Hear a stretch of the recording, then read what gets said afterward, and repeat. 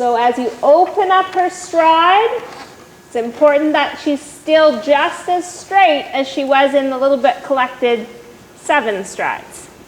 Okay, so here you're making the adjustment to your canter, a little bigger canter step.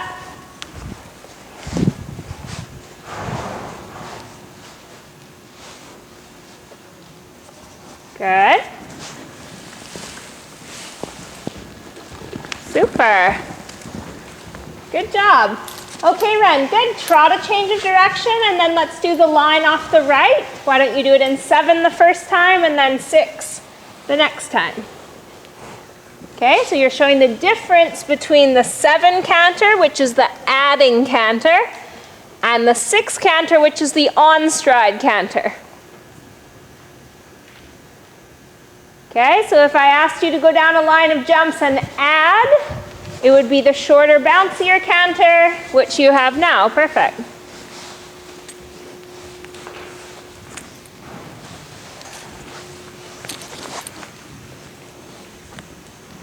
Whoa. Okay, good. Snuck it in. Get the lead. Good. Let's do the 7 one more time. She just jumped in a little big there, so you just needed to make an adjustment to bring her back, and you did just enough. She almost stepped over the pole with her hind legs. Are you gonna roll, buddy? Wait. 2, 3, 4, 5, 6, 7. Okay, so we need the half halt to be a little stricter in there so that she shortens up and doesn't step on the pole. Right? She was a little bit over her distance at the first one, so she stepped on the pole. And then she continued rambling on and stepped on the next pole. Wait, 2, wait, 2, wait, 2. Good. Fit it in. Oh dear. Okay, so still not quite 7, right? So she's still stepping, straddling the pole with her hind legs instead of fitting both hind legs in front of the pole. So you know now that you've got to shorten your canter more than you've been doing. Shorten it more than you've had so far. Fit it in. Wait, 2, 3, 4, wait, wait. Oh! Okay, Ren, that's okay. You know, it's mistakes like that that are going to help you improve your riding. So there she tells you, oh, you used too much hand, not enough leg, so she breaks to trot. So when you're half halting, the leg needs to support. The leg is going to do just as much as the hand. Wait, wait, 2, 3, 4, 5, 6, 7. Okay, good. That time both hind legs were in front of the pole. Let's do one more in the 7 because it was hard for her. Let's see if we can repeat that. Now shorten her up here. This canter is too big. Take a small circle and repackage your canter. That's right. Package. Yeah, good decision. I was just going to say, sometimes I can't talk fast enough, so it's good to see you making these decisions. So yeah, you needed to circle again and repackage, package, leg to rein.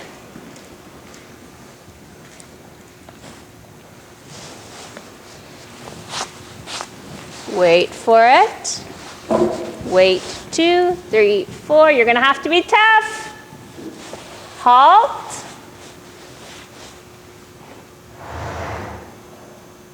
So at some point, you need to make something happen that's changing what's happening. Do you know what I mean? She's just like completely out to lunch, like blah, blah, blah, going along doing the exact same thing every time. So what are you going to do to get the message to her? One idea is to halt at the end and back her up and say, hello, I'm asking you to come this way. Please stop running over the pole. Okay? So let's come again. Now you need, in the middle there, you need to be strict with her. 7 strides. Get it done before the second pole. If she's rambling on, it's not going to happen. Make her feel like she is going to canter on the spot for a second. Come come back for Thank you. Yes, please.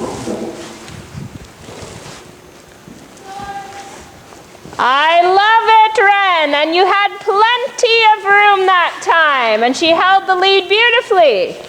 Okay, so expectation level went up. You got tougher about it. And you had a better result. Okay, it's not about being unfair.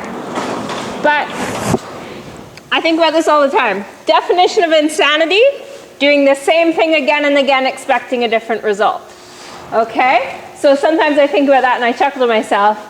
Okay, so I'm going to have the exact same canter and go to these poles over and over again. And she steps on the poles every time. Well, something has to change to get a different result. Okay? So there you successfully shortened your canter. You changed your canter and you got a different result where she didn't step on the pole. Okay, good. And at this stage in your riding, I would much rather have you be too effective and have a mistake where, oh, you half halted too much and either she broke to trot or you did 8 strides, right? That's a better mistake to make at this point than sort of not doing anything, right? You're trying, but you're not getting the job done. So you need to do what it takes to get the job done, and then we carry on. So now we're going to do the 7 one more time, because that was brilliant, but you have to repeat it, right? It has to be repeatable. And then we'll do the 6.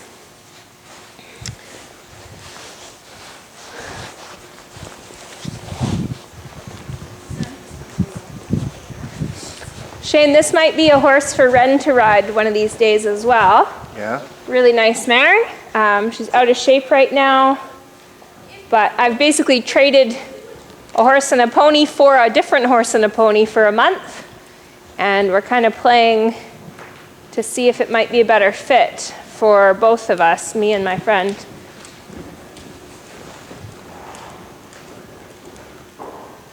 Great. What a great canter, Ren. Big difference. Now flow forward and let's do the 6 strides. Awesome job. What is it, a Connemara? No, it's a warm blood thoroughbred. Ooh. It's too big to be a Connemara. Oh. It's got lots of hair. Good. Lead change. Good. Super. Okay, big pat for her. Good job. Excellent. Oh, maybe next Sunday we'll get here earlier and Ren could do some time on her. Yeah. You know, even if, because I'm going to get on them this week, but even if Neo could ride the pony once and Ren could ride this mare once. Yeah, Neo's coming Friday, so. Okay. Oh, sorry. Thank you very much. Appreciate that. I'm sure they're happy to get out. Oh, I seem pretty happy. She was like, where are you taking my pony? Okay, Ren, just to kind of get you on the flow, that canter you had for the 6 strides is the kind of canter we're going to have for our coursework today. Blaze has been a lovely girl all week. She's been very good. Kim had a great jumping lesson on her on Tuesday. Okay, so let's come off the left. You're going to jump the pole, bending line down to the green vertical. I'm going to move those poles a little bit. I see they're in the way now. So it's a long bending line. Make sure you're finishing jumping that jump straight towards the corner. So then you'll stay out and around the cone. And then you're going to come jump the next pole on the quarter line, bending line back to this gate. Okay, now she's jumped the gate this week and been totally fine, but she hasn't seen it as a tall cross rail, so maybe just let her have a quick glance at that. I know the tall cross rail was an issue earlier this year.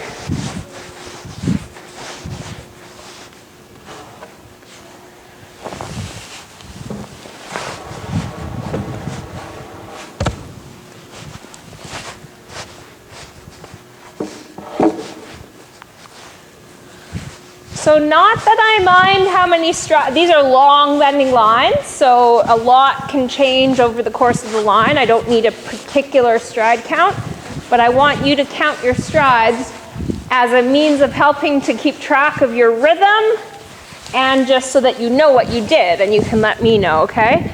It's one of the habits we want to get into prior to showing, right? Like if we have a plan, like, oh, we're going to do 7 up this line, and you come out of the ring and I say, so what did you do between 5 and 6? And you go, I don't know, right? I'll be like, oh, okay, well, we had a plan to do 7 and you did 4. I want you to know that. Okay, so off you go. Get that canter that you had when you were doing the 6 strides, so it's a little more of a marching canter without being speedy. Good ride, Ren.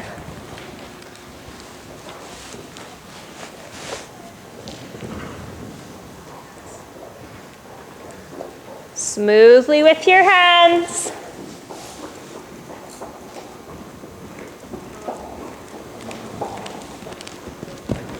Good job, Ren. Okay, so circle and work her into a pat, into praise. She's good. So what were your stride counts? Second was, I didn't count first. Okay. I remember the second. You remember the second line? Okay, that's a good start. Getting better. Yeah, the second line was a nice 7. The first line was a nice 8. On landing off the green box jump, did you feel you were a little bit rough with your inside rein? So I want to see you be more, like, have your hands work together through your turn, okay? It's not this to turn, it's shoulders, body, hands are part of it, okay? So you're showing her the turn, you're not making her turn. Okay, and then you'll get a better jump. Or you'll get a better lead change in that case once the jump is over. Okay, so these are just small, we'll call them cavalettis. And I want you to just come do your 2 lines again. I'll just put this one into a little oxer here. And your goal here is to have the same canter you had last time because that worked nicely. And then you're going to have a smoother turn there, right? Turning your chest, both hands show her the turn. And you're going to count in both lines now.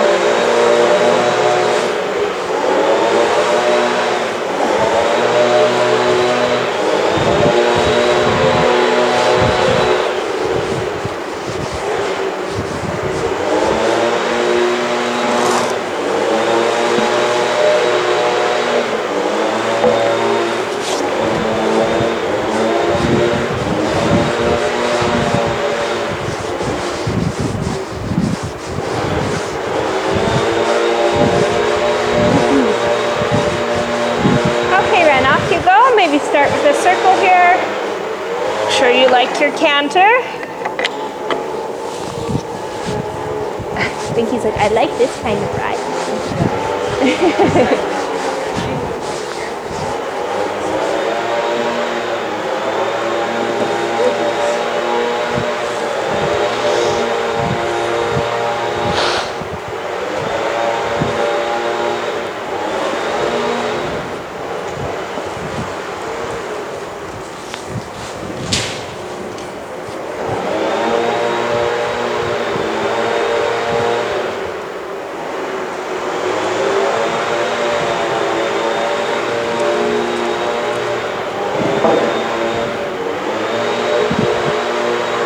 Okay, so what was your stride count? Oh no, okay. Yeah, it was 7 and 7, so the previous time you had 8 and 7. All the way around both lines you had a little more pace than you had the time before, and it didn't work out quite as well. That started here, where you just pushed her a little bit at this jump, got her quite close to it with quite a lot of energy, And then she just jumped quite far in and started to pick up speed a little bit. Okay, so I just want to see you a little more patient, one step at a time coming here. Let's just go do both of those again. And then in your second 7, did you feel the last stride was shorter than all the other strides? So if you notice that again coming up, when you're counting, you might not notice it until stride 5 or so. Should probably notice by a couple strides away. So then if you're feeling like, whoa, those 2 strides are pretty short, then you can help her a little earlier. Right? Just like you were helping when you did the line of poles and you were waiting for 7. Does that make sense? And now that I've added these little jumps coming in, it's going to make your lines feel a little shorter because she's going to jump a little farther in than she did when it was just a pull on the ground.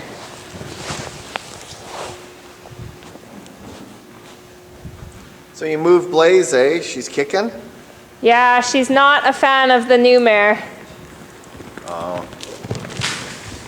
Nice. Nice, Ren. Patient. Whoops.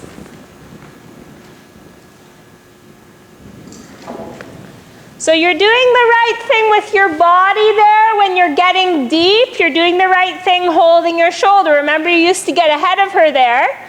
So that's right. Here you didn't really help her make a decision, and then she actually straddled it, right? Which we don't even want her to know that that's a possibility, okay? Much better to be like, and fit the last stride in than have her do one of these, okay? Come to your last line again right away.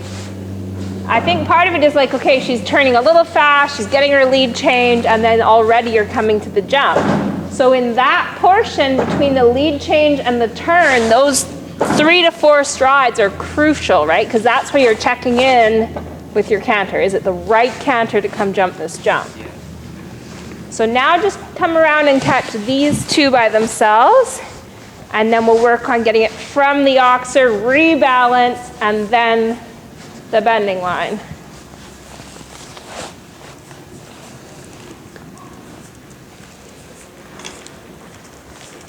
Just a little more pace, right? Imagine you've landed off the oxer. Now look at your jump. Rhythm. Good. Good with your leg, Ren. I loved your leg ride there. I could see your support. So that was a very different horse than you had when you were doing both lines. Part of it that time was she was pooping from before the first jump all the way here, you can see. So what do we call that? A poop-induced half halt. I saw on Facebook the other day there was a bunch of texting abbreviations for equestrians. And one was like PIHH, poop-induced half halt. So it's not just me who talks about the poop half halt. Okay. So that time in the 7, you rode what was there, which was actually you had to ride a little forward, right? You had to close your leg and get to your jump. And you recognize that beautifully. So let's put our 2 lines together again.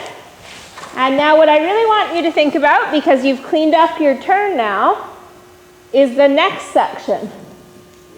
Right? So you've cleaned up your turn, you've gotten your lead change, now you've got the piece where you're saying, this is the canter. Right? And because once you have it, then your job is fairly simple to keep it to the jump, relatively speaking. It's much harder to find a good canter when you've already shown her the jump, right? Here's the jump, now let's figure out our canter. Doesn't usually work, right? So sort it out before the approach to the fence.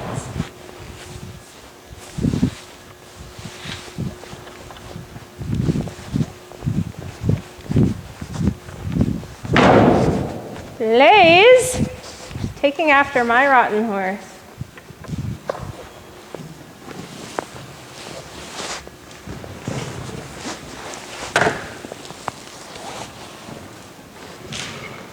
Holy smokes, Ren. Okay, let's start over. Now, I forgot to mention this the other time it was a problem, where she's coming to this jump not looking at the jump whatsoever, right? She's like, barrel, poles, blue poles, right? And then she gets here and is just like, oh, right? Because she's not prepared. Okay, so through here, the left bend is going to be really important. And when there's, sometimes we call this eye candy, when there's stuff that's going to suck her in over here, you need to actually overbend a little bit to the left. Okay, of course, you know, it's all relative. It just, we want her eyeballs to be this way so that she's not making the stuff primary. The jump has to be primary. Okay, let's just start there again. I would ask her to canter not beside the wall. Don't give her the satisfaction of kicking the wall. And just trot and do that again. And we're going to do it 100 times if needed until she doesn't kick out. Make sure you're being fair with your leg. Good. Now a little more canter, right? That's it. Now stay the same. 1, 2, 1, 2.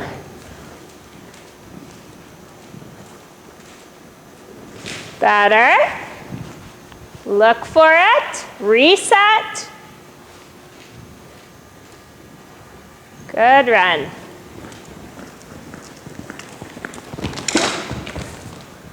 Okay, so not bad. Again, we just got really deep and the last stride shorter than all the others. So when you're on a rhythm and then the last stride comes up short, what do we call that? Chip. I didn't quite get that. Oh, good.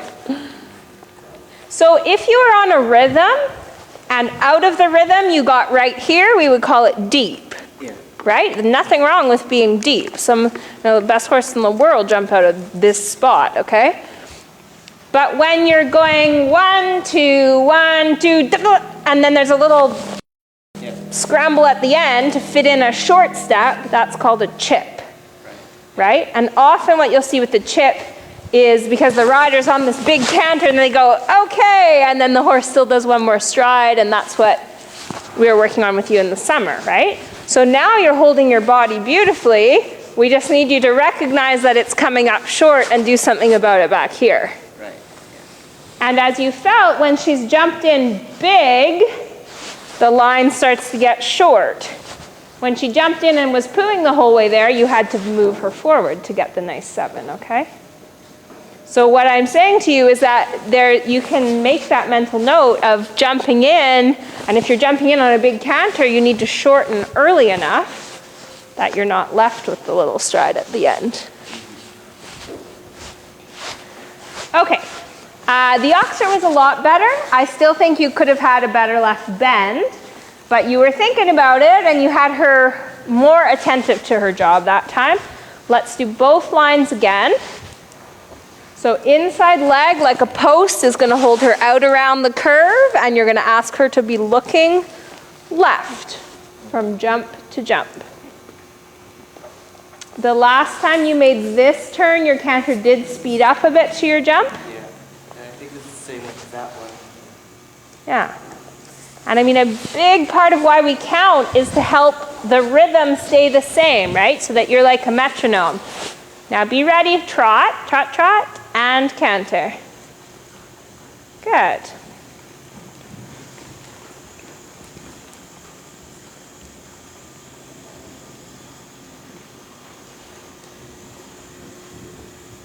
Love that. Good. Love that. Good job, Ren. Now your canter is rebalanced.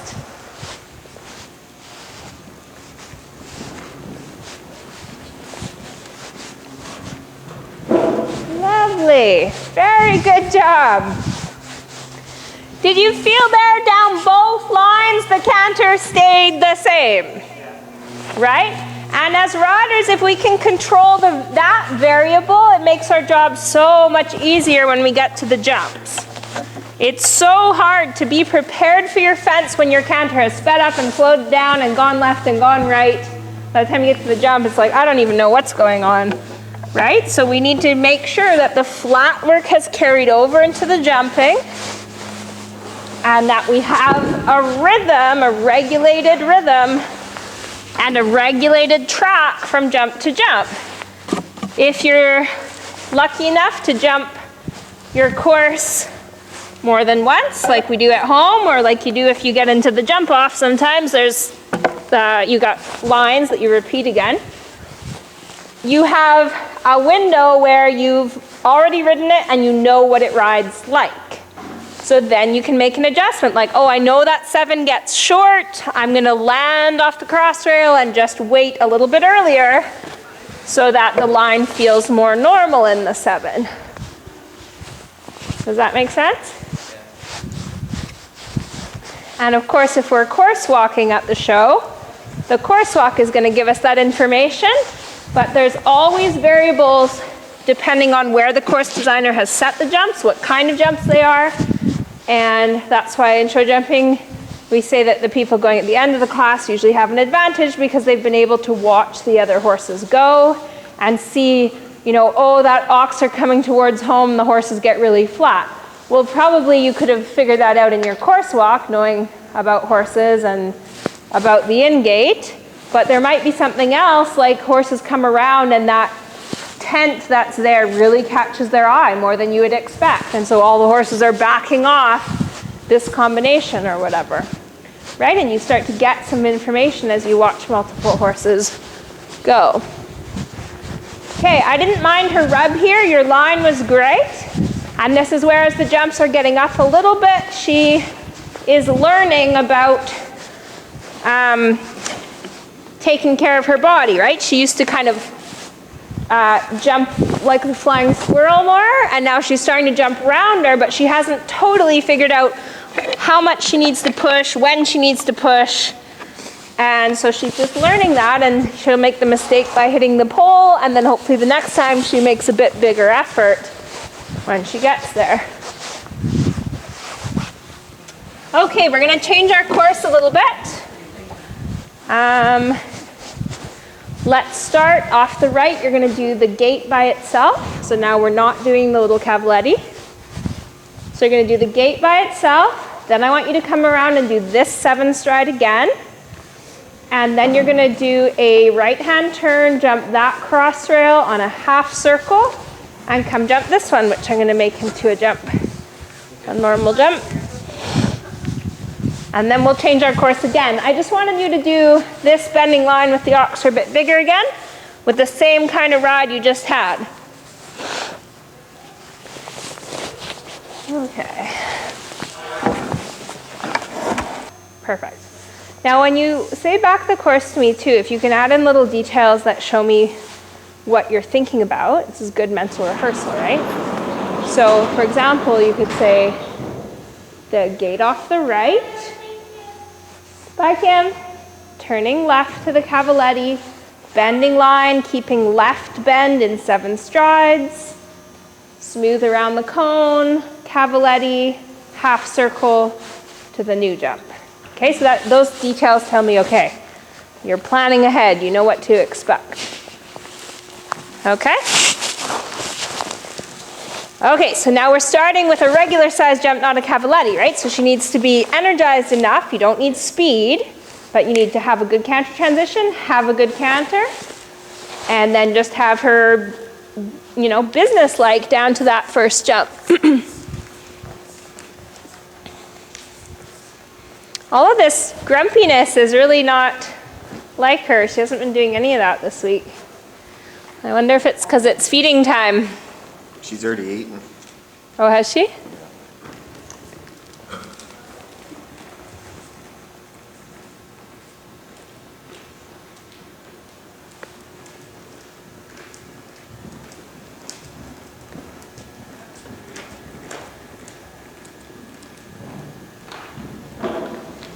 Oh, good girl. Make sure you like your canter.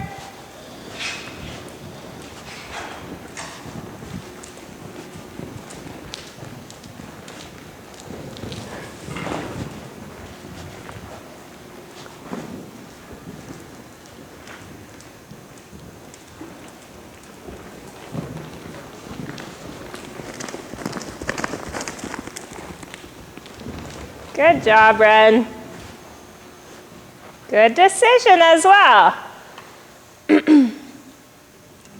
Let's canter around and jump your last jump again, and then if she lands politely, just finish with your canter circle.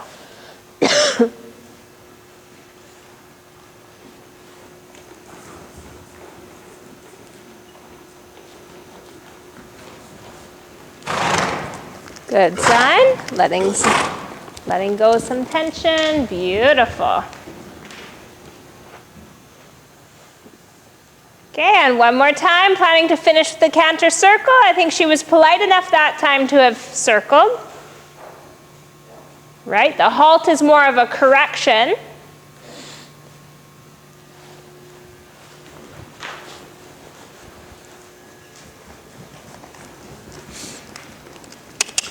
She's pooing.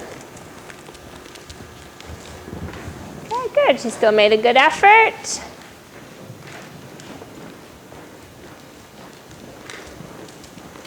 You can tell that she's a little anxious tonight because she's pooing frequently, right? So that's often a sign of a horse that's a little bit stressed out. And that could be as simple as there being 2 new horses in the barn that she's a little aware of, right? She's been kicking the barn all day, which is why we ended up moving. Oh yeah, I saw her in the radio. I walked past. Yeah, we moved Ray and Blaze, and then apparently Ray's been kicking the wall now at the new mare. So we shall see if that simmers down or if we need to think of another plan. It's always more difficult when there's multiple mares with personal space issues. And then my horse usually likes mares better. He gets along really well with Blaze, but he's also a bit of an escalator. So if a horse is being grumpy and aggressive with him, he makes it worse. He's like, oh yeah, and he builds it up more than it needs to be. Ren does that with his brothers.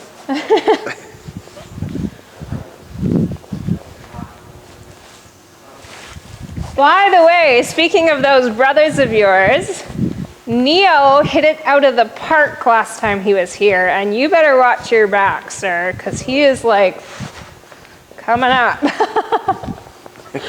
I have to say that because I know that Neo gets a hard time sometimes from the bigger guys. But man, he was good last time he was out. Okay, so let's talk about the course. I realized as you were going that I think I messed up when we were going through your course in that this line you've been riding in 8 strides most of the time, which is what you did this time. And that was lovely, and I had said to do it in 7. But you stuck with your plan here. Now, when you jumped the gate, you felt there you got quite deep. And I was thrilled with her because you got deep and she just pushed her hind legs up like crazy and made sure she didn't hit the rail behind, right? When you get deep, either the horses sometimes have trouble getting their front legs up quickly enough, and so they push through the rail and carry the rail forward, or they get their front legs out of the way and then the hind leg will catch the rail. So she did both parts. She got her front legs up and then she kicked her hind legs out of the way. She did the same thing at this oxer. So very cool to see that she's starting to, her jump is starting to get developed where she's getting more athletic, right? She's not guessing, she's starting to know what to do with her body. Okay, Ren, we're gonna come on the left and do a different course. We're gonna start here with the tall cross rail. So left rein, tall cross rail. You're gonna come through the middle and now jump the green box oxer. Then 4, 5 is gonna be up the outside line. Okay, so I want you to do that in 6 strides, which now that there's jumps is gonna be quieter than it was, of course, when there was poles. So now the 6 is gonna feel more like your 7 did when it was just poles. And then you're gonna finish jumping back over the gate towards the clock. Now I'm gonna add in here these barrels. So it's some eye candy for her that she has to deal with and process.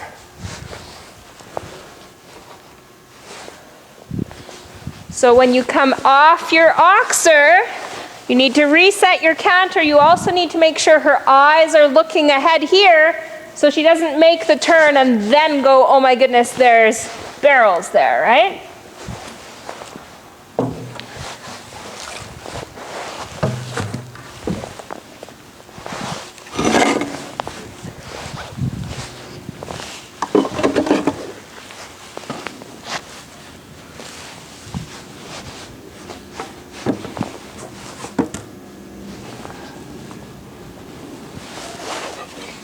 Okay, so tell me your course back to me while I'm setting up the next jump here. All right, Ren, off you go. Make sure on that turn from 1 to 2 that you've got her attention and she's looking ahead for her jump.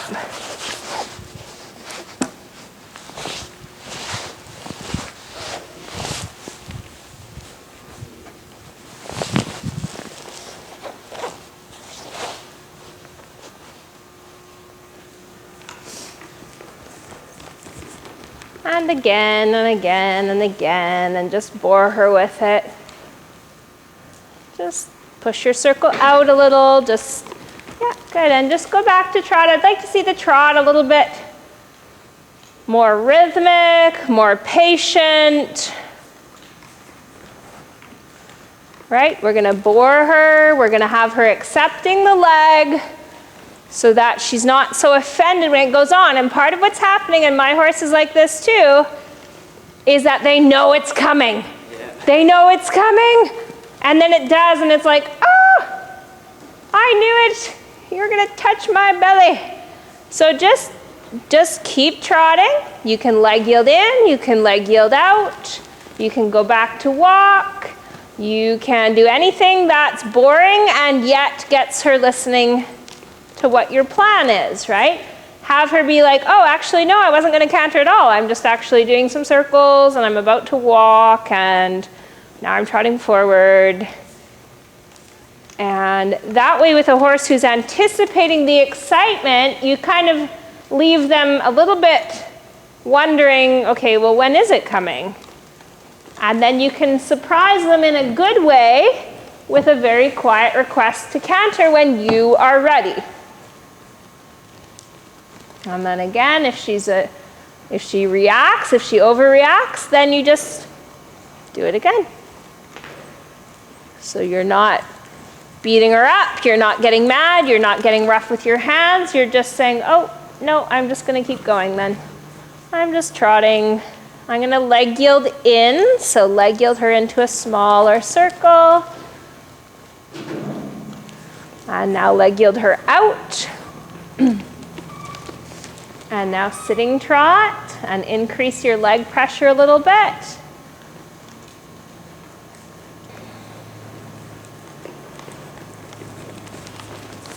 And leg yield out a little bigger still. Bigger and bigger, each step bigger. Yep, good. And now quiet to canter. Good. Okay, now carry on like nothing has happened, right? All that happened is you prolonged the discussion you were having with her.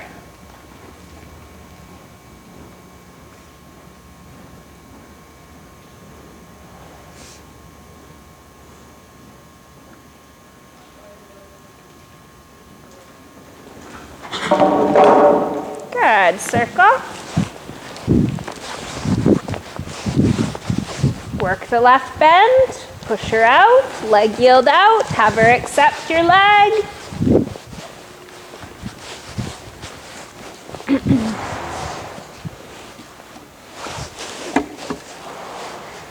Good, and canter. Good, Ren. And you're going to come around and do your first jump again. So again, she's a little blasé about it, she's a little casual, and then she's all of a sudden notices the flower box and has a small heart attack, and you're just coming again. Here's my 2 legs, here's my leg, good, lovely, and she jumped that, fabulous. Now keep her that directed, both legs on. Yes, Red. Good, nice clean lead change.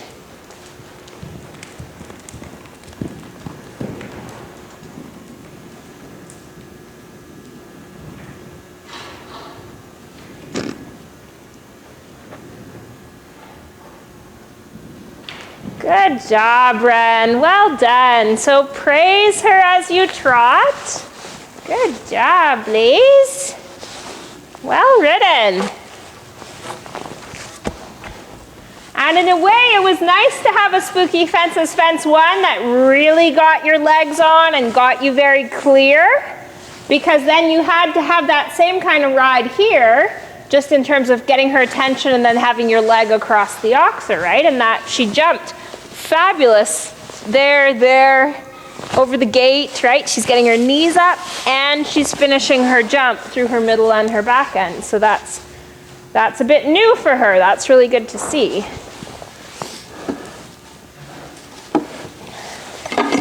Okay, keep her walking, right? She's working hard. We don't want her standing around and getting a chill or getting, you know, she's actually so fit now she doesn't really breathe all that hard, but it's not a good habit to work hard and then stand.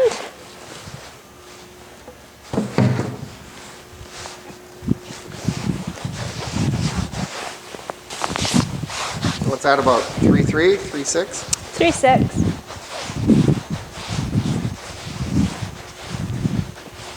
Yep. It's good. Starting to see her jump more correctly. So now I'm feeling like it's fair to start putting the jumps up. Yeah. Where at the beginning, because she was guessing and kind of, you know, didn't have her technique down, I felt like it might hurt her confidence. Right, so we've gone a bit slow, but now I feel like we can test her a little bit.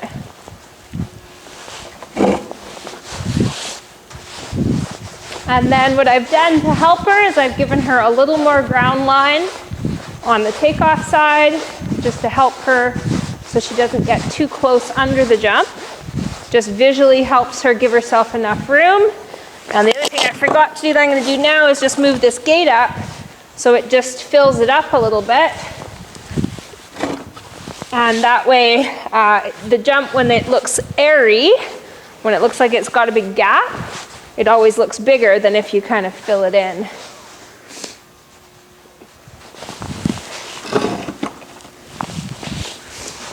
Okay. All right, so same course. So you've got your initial good canter, right? Good, keeping her attention through the turn. Leg is there helping her nicely across the oxer. Make sure she's jumping. Your hips are staying bent, right? Staying with her jump. Rebalance, line in 6, rebalance, leg to the vertical.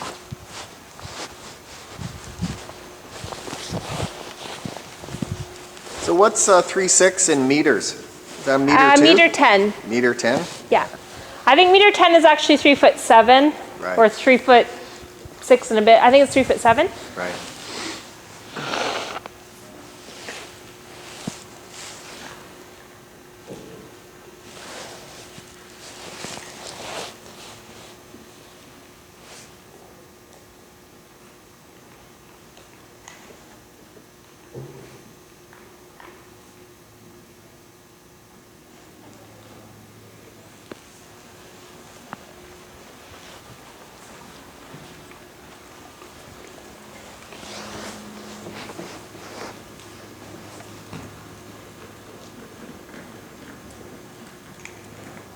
So make sure, Ren, you've got both sides of the body there. On the circle, she looked like she was kind of pushing out through your outside aids. Just make sure you're directing where that circle is going.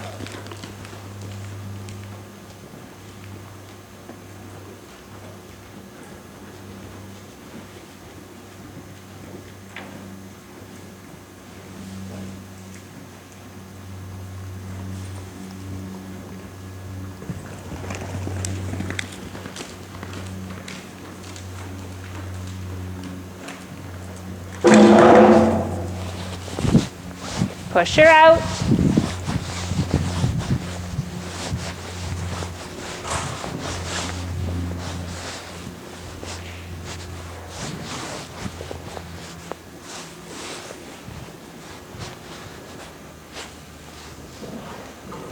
Oh, big praise. What a good girl. Say that again? They over-exaggerated that joke. Well, so did she. She gave you a big effort there. Now, to be more fair to her, you could have set that up better, huh?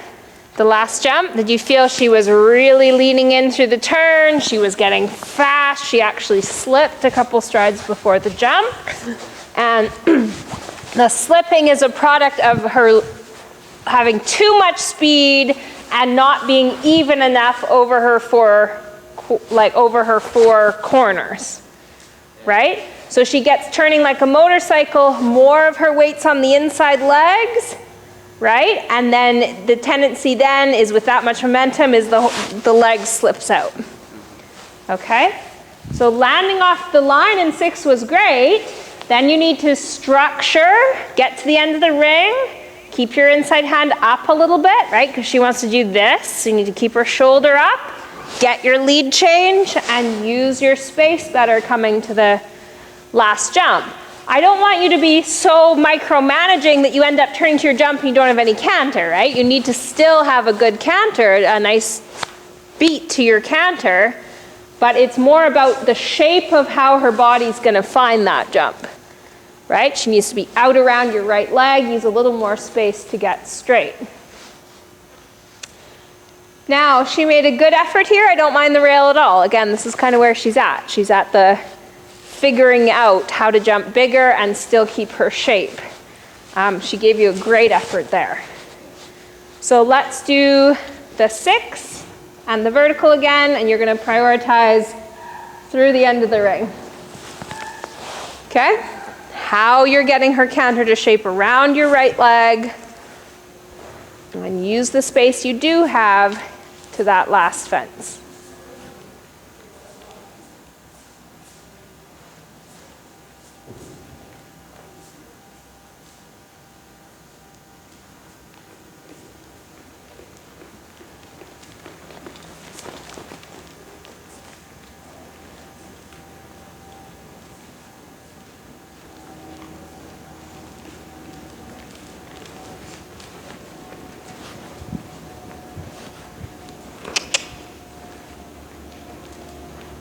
Just a little more horse.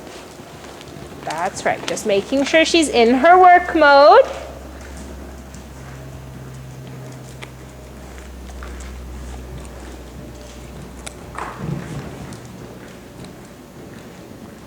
Good, inside rein up. Look at your fence. What a big difference, Ren. Very well done. You know, and she jumped it that well the last time, but this time she couldn't give you that degree of effort every time, right? Out of not a very good turn. That time you held up your end of the bargain and she still jumped the stink out of it. Right at the edge. I jumped on an angle. Oh, did you? I couldn't see that. Good thing. No, but I mean, I'm really happy with the process, right? You rode out, you gave yourself more time, and she jumped it really well. Good girl. Okay, so I want you to trot her for a minute or two. Serpentine, circle, slow trot, and then she can walk and be done. And make sure you give her a nice long cool out with her cooler over her back. Right? She's worked hard, and the last thing we want to do in this cold is have her muscles start to seize up because she's cold and holding herself tight after all that exertion. Good. So now just lengthen your reins a little bit and post a little slower. Slower. And if you need to half halt on both reins, that's fine. Slow her down and then give her the reins again. There. That's what we want, right? We want her to just stretch down, quiet her step. Good. Make sure that you're fine now. Make sure you're on the correct posting diagonal. Okay, so make sure you're checking your posting diagonal. Good. And then use the leg on her belly to still have her in a good right bend when you're on the right rein and left bend on the left rein, right? Because you're cooling down, you're keeping things very simple for her, so we'll just do true bend. We don't need to do any counter bend. But making sure when you change direction, she yields around the new inside leg, right? That's going to become as much of a habit for you as posting the trot is a habit, right? You just know how to do it, it's automatic. So it's going to become automatic that you start to ride her body always in the shape of where you're going.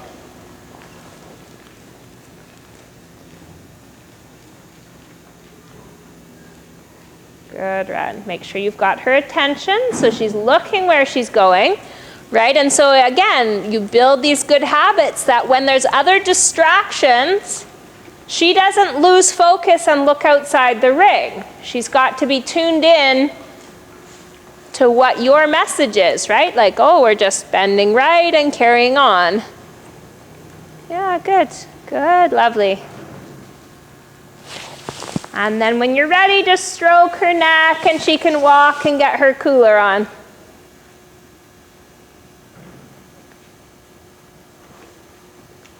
Yeah, good, good. Yeah, take your time.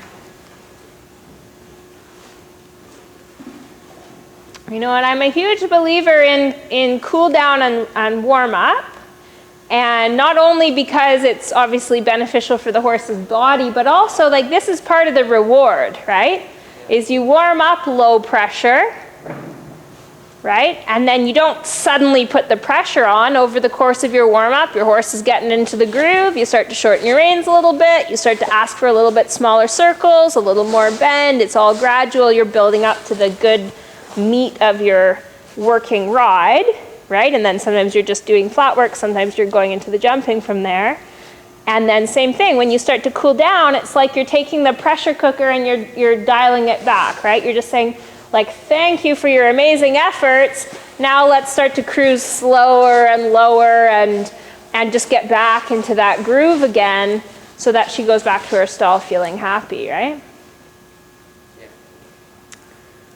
Good.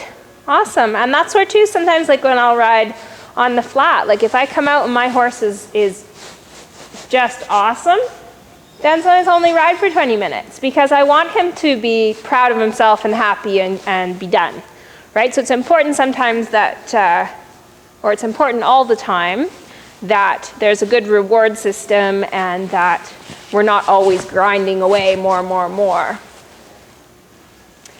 Right, and she's at that phase now where we're pushing her comfort zone a little bit with the height of the jumps, and sometimes she's going to be knocking them down. And it's not a big deal, but we want to keep her happy enough that she keeps making the effort to figure it out. Right, and you'll see that with some horses where they're trying and making mistakes, or maybe they're not fit enough or set up enough to do the job, and they start making mistakes and knocking the jumps down, and then they're like, okay, I don't want to jump anymore. Right? And fair enough if all their feedback is negative feedback, like, ow, I keep whacking the jump down. But with her right now, she's catching the rail sometimes, and then she comes around and changes her jump, makes a bigger effort, and leaves the jump up, right? So obviously, scope-wise, she's fine. And then it's just, she's still figuring it out and still game to figure it out, which is perfect, right? Which is why we don't hike the jumps up to the top of the standards and see what happens. Because once they shut down, man, it's hard to get that trust back, right? It's not a fair thing to do, and certainly you end up spending a lot more time trying to fix that if the horses lose their confidence. Okay, why don't you jump off and just grab her cooler and then keep cooling her out with the cooler over her back. Can either take her saddle right off or just loosen her girth right off. But you just have to trust. You just have to trust. You just have to trust. You just have to trust. You just have to trust that things are working out for you. This is what you're telling to others who are watching this successful being that you are. I stopped nitpicking over things that don't matter. Stop beating up on myself unnecessarily. I stopped making work of things that aren't work. Started utilizing the leverage of the energy that creates worlds to my advantage.